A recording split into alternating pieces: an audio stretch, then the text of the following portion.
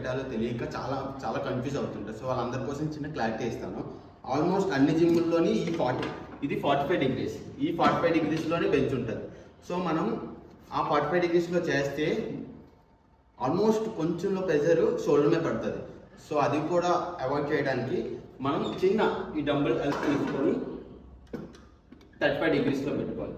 Max incline dumbbell press 30 to 35 డిగ్రీస్లో మాత్రమే చేయాలి. ఫస్ట్ ఒకసారి ఎక్స్ప్లెయిన్ చేస్తాను ఎలా చేయాలో.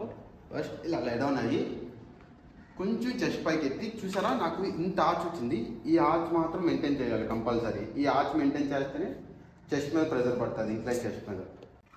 ఆల్మోస్ట్ అందరూ కొంతమంది ఇలా చేస్తుంటారు, కొంతమంది ఇలా చేస్తుంటారు. ఎల్బోస్ కొంచెం ఫ్రంట్ పెట్టి 90 డిగ్రీస్లో ఉండాలి.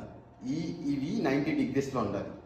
So slow down and up. Max